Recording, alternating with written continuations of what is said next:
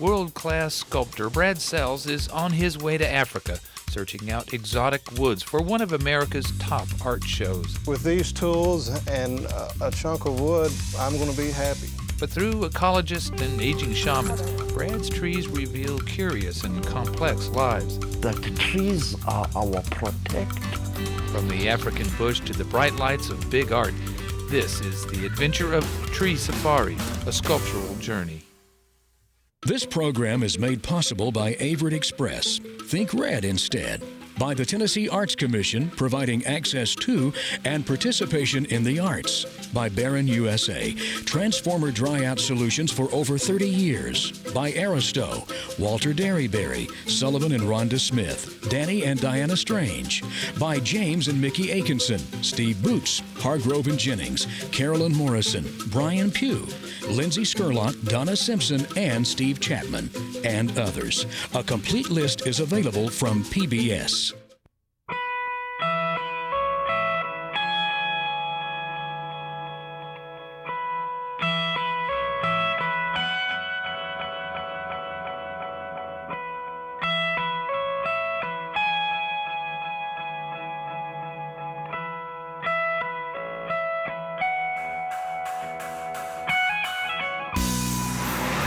Centered around its town square courthouse, Cookeville, Tennessee, like many small towns in America, is only known by some as a place passed by en route to other bigger and far busier places. While Tennessee is perhaps known more for folk art than fine art, one Cookeville artist is attracting national attention as he combines the two. Each morning, Brad Sells kisses his family, beginning a 20-second commute.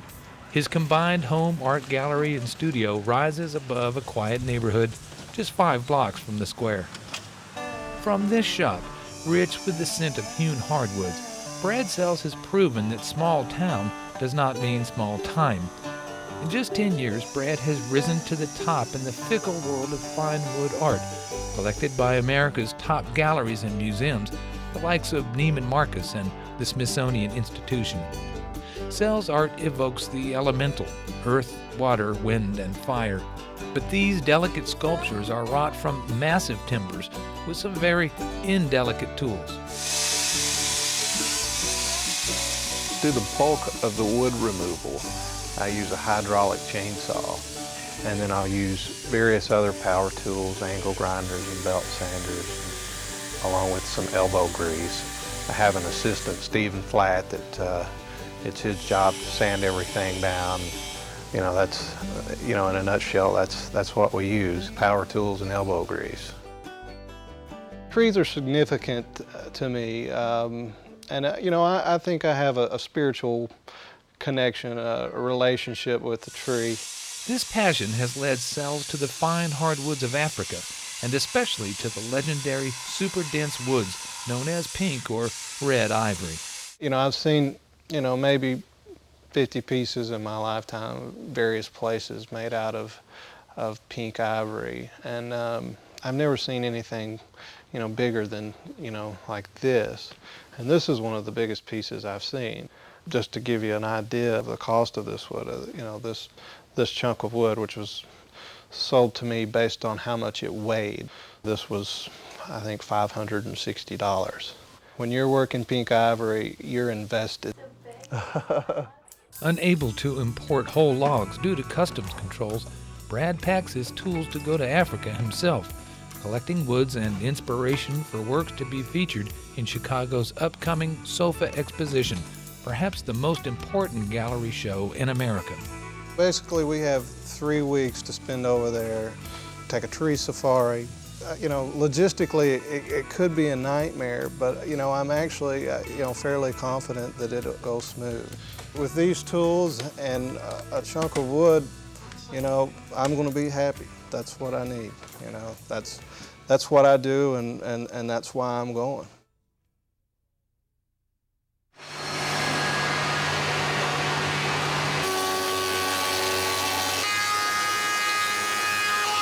RSB Wood Products Factory is located in Johannesburg, one cog in South Africa's multi-billion-dollar international timber trade. This is all for our commercial commercial moldings that we supply to the South African chain. RSB will help find the woods Brad needs, providing workspace and shipping the rough sculptures back to Tennessee to be finished in Brad's studio. It's February, summertime in South Africa, and in the wake of an afternoon shower, RSB's Craig Pato gives the team a taste of what they seek. There's a piece of pink ivory. That's what we're after. You can see that these growth rings are very close together. In Tennessee, I can find trees that'll grow up to an inch a year. But this one, you know, that's about 15 years to grow 1 inch. It's just beautiful color, the tight figured, tight grain, slow growing. You know, aesthetically, it's just beautiful wood. I mean, it just doesn't get much prettier than that. We don't have a lot of pink ivory here, but tomorrow we will go into the bush and we'll go to the bush mill and we'll sort the tree that you need for your purpose of carving. And I'm sure you'll get the tree that you want and the trunk that you want. That sounds good. Let's get out of the rain. After months of planning, the tree safari is underway with a visit to Chris Basson. Like many former big game hunters, Chris is now a conservationist. Brad, this is called the Waterberg. It's a region in the Limpopo province, which is the northern part of South Africa. We do have a wide variety of trees in this area. Some is very unique to this area. We definitely will find what you're looking for. There we are.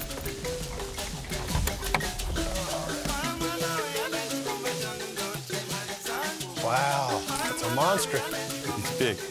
And this is the pink ivory as opposed to the red ivory. That's correct, yes. Yeah. And this one also bears fruit, a yellowish fruit, which is very edible. The local people go out of their way to collecting that, in eating it. And even the bark, they peel off pieces of the bark and use it for medicine, traditional medicine. If I just show you on this tree here, you'll see marks like that. You'll even see some axe marks deep inside where it covers itself again. Long ago, probably 50, 60, 100 years ago, they peel off some of the bark there. But being medicine people, they always know to just take a piece off on the side and leave the rest for continue growing. This is still an immature young tree, not something we would consider. Yeah, this tree's got a lot of growth ahead of them, so I would prefer not to cut a tree like this because they've got a lot of potential to grow much larger, even not in my lifetime. But we would probably go and hunt for some other ones that already had some dead branches and stuff that means that they are on the way out. So that I would consider cutting. But this one is completely healthy still.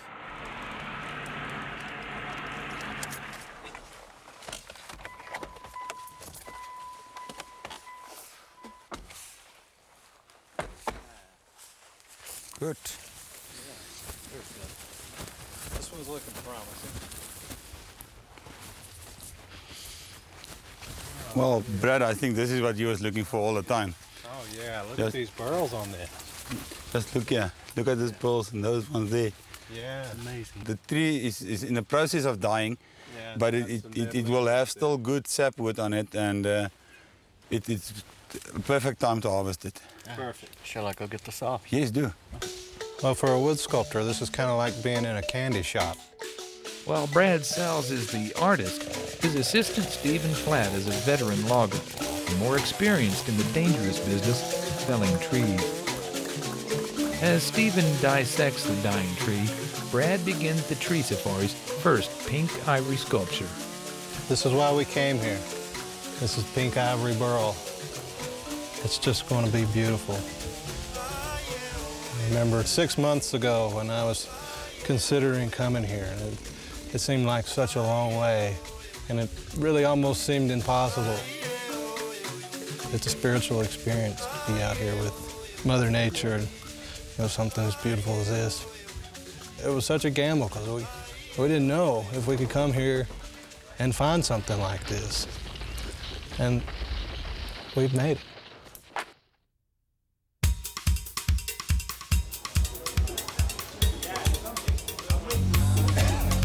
It's Sunday and time to visit Bruma Market for bargains, local flavor, and the chance to meet other wood carvers. Brad seeks out their work and explains his own. It's like a head, man. Yeah. With varying degrees of success. In markets like these are found ingredients of traditional medicines, or muti, a combination of physical and spiritual healing, as well as a bit of magic.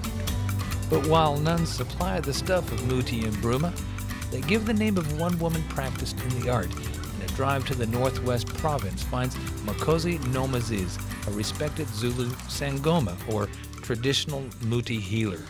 She has spent a lifetime studying a medicinal heritage older than history itself. Makosi reads the bones for Brad, and these include teeth, 2 Legos, a 9mm bullet, and a domino. Her predictions are as mixed as her talismans. He is not from Africa, she says, and comes for woods and herbs. And he has, she says, an acutely painful urinary tract infection of which he is somehow completely unaware.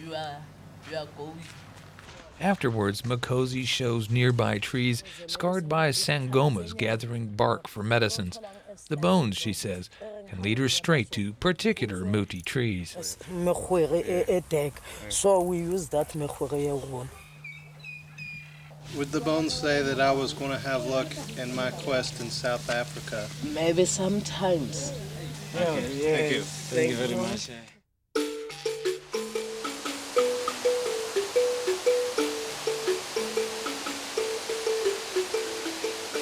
Now more curious than ever about the muti of South Africa's trees, the team finds author and ethnobotanist Ben Eric van Veck. Muti is a Zulu word for medicine, and it includes mainly plant materials, but also some animal parts and minerals even. Maybe I should just also mention the fact that people often are skeptical about traditional medicine. They think it's all witchcraft or hocus pocus. But in actual fact, as a scientist, I've been amazed often by the depth of knowledge in traditional medicine, and also the fact that for most of these you do get a chemical rationale. So there's some chemical substance in the plant that interacts with the biochemistry of the human body and actually alleviates the symptoms of diseases, or actually help to maintain health. Tree bark is like the kidneys of a tree. All the unwanted substances that a tree has is excreted through the bark because the bark exfoliates from time to time. So you often find very high levels of secondary metabolites or chemical compounds in the bark. And so for many barks, the main use would be antibacterial, antifungal, antiviral. So in areas where you have a poor diet, often poor conditions of hygiene, people are prone to diarrhea, dysentery, and so on.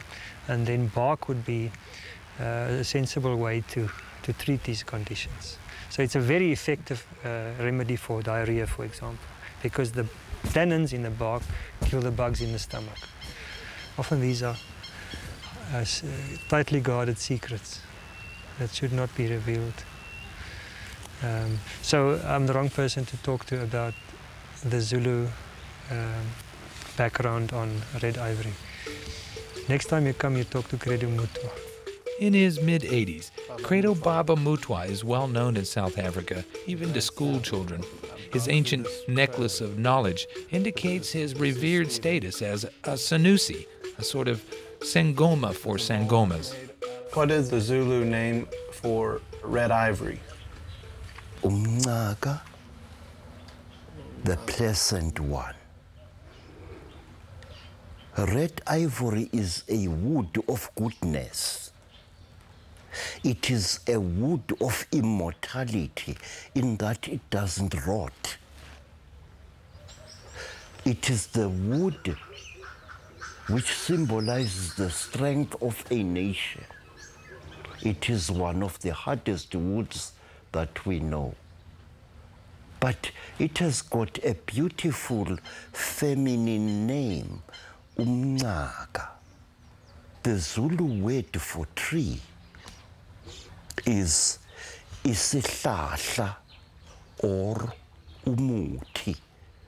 The word isihlahla means the purifier, and the word umuthi means the medicine. So a tree as it stands is a medicine. It was no accident, say, that our people worshipped trees. Also, there is one thing that even the white scientists know, that trees inhale carbon dioxide and breathe out oxygen.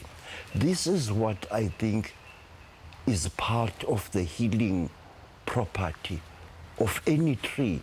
It breathes in a gas which we breathe out, and it breathes out to us a gas which we benefit from. So one does not have to be a Sangoma, say, to realize that trees are our protector. Brad assures Baba Mutwa that he takes only trees that are dead or dying. The Sanusi's reply sanctifies the spirituality Brad finds in wood. When is a tree dead? Because we who grow up amongst trees know that even a dead tree is alive. So it's just a funny question. When is a tree dead? Some trees become more alive when dead than when they were alive. Credo Mutwa's final words seem a sculptor's creed. Through art you can make your people hear you. Art and healing go hand in hand.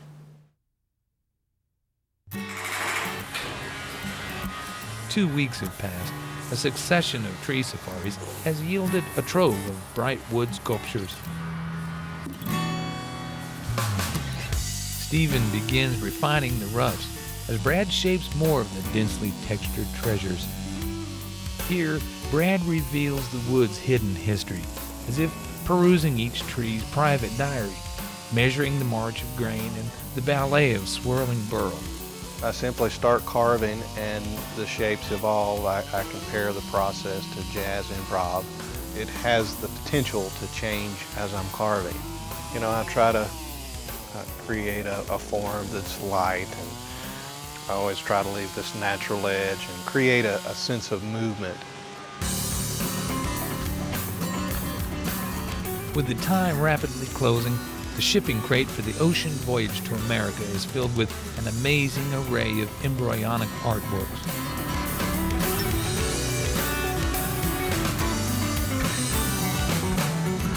The Brad sells has garnered far more from the forest than exotic woods.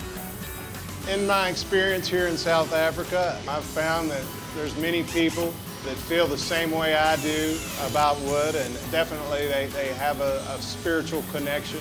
You know, I think the experience I had here will influence me as an artist in ways that at this point I can't explain.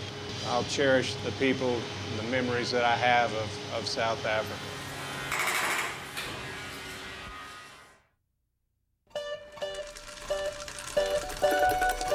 It's now summertime in Tennessee, and Brad is still waiting for his wood.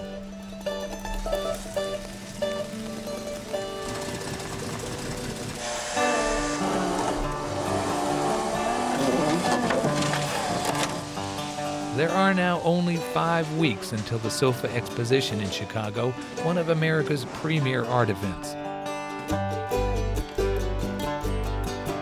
Brad and Stephen are anxious to finish the creative process.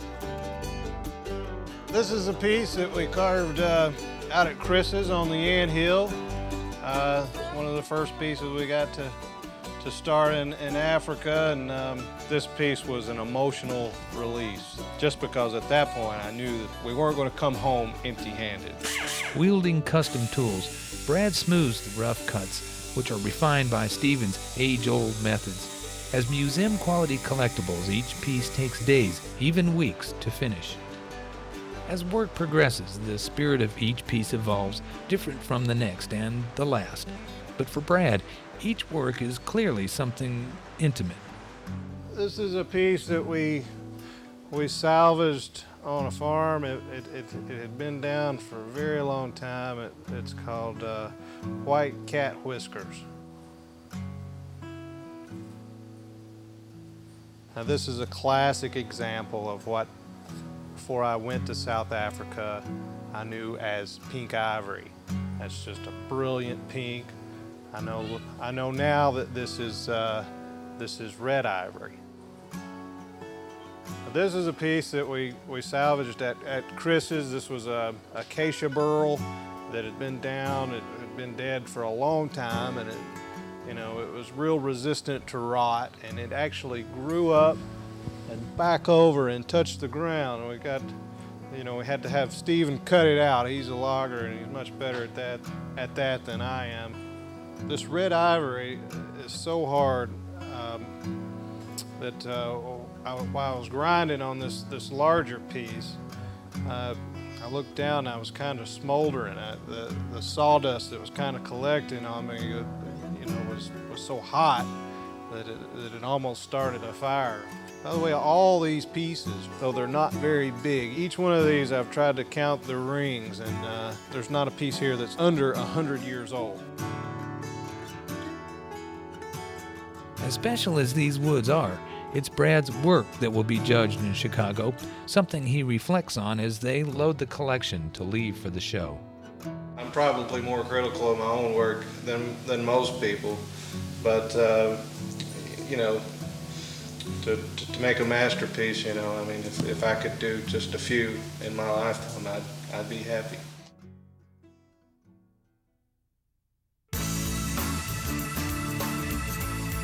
Chicago's taste for art just cannot go unnoticed, and more so during the art exposition known as the SOFA, an acronym for Sculptural Objects and Functional Art. Thousands of aficionados visit this who's who of the tactile arts, viewing sculpture of every kind. We have in this show 93 galleries that are presenting. Of course, the works are all being presented for sale. One can come and acquire the best of the works in these fields.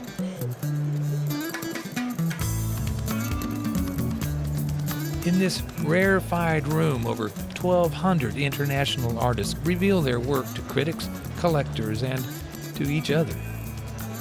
Financially and emotionally invested in his Africa work, Brad is acutely aware that it will be dealers and collectors that judge the success of his sculptural journey, and they are pleased. First thing I noticed is, how does this guy get such elegance out of a chainsaw? It doesn't, here it doesn't work.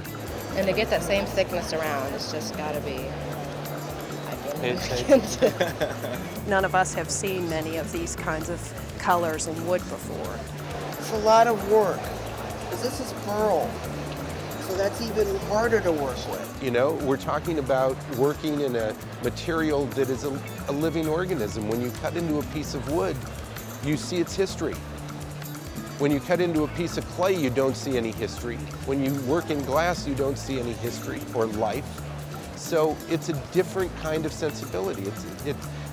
It's almost a reverence for the material.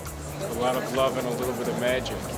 Brad is so lucky to be at this stage in his career as a 35-year-old person. I mean, many people don't achieve the level of success and proficiency with their craft, until they're in their 60s. So he has such a bright future ahead of him. The buzz around Brad Sell's work continues to grow as he carves his niche in the world of fine art.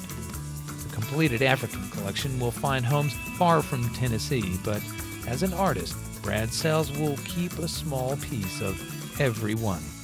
As an artist, it was just an opportunity to work some of the jewels of the forest. These woods are just so incredibly beautiful. I'll always have that. For more information on Tree Safari, A Sculptural Journey, and other PBS programs, please visit pbs.org. Tree Safari, A Sculptural Journey is available on DVD. To order, call PBS Home Video at 1-800-PLAY-PBS.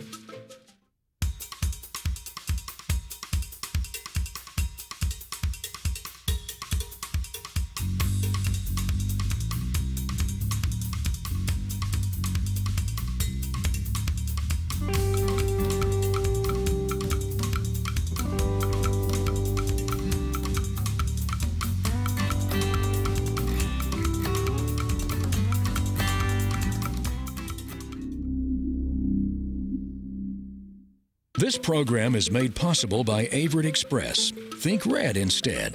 By the Tennessee Arts Commission, providing access to and participation in the arts.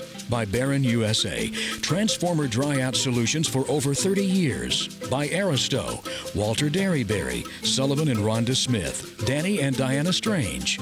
By James and Mickey Atkinson, Steve Boots, Hargrove and Jennings, Carolyn Morrison, Brian Pugh, Lindsay Skurlock, Donna Simpson, and Steve Chapman, and others. A complete list is available from PBS. We are PBS.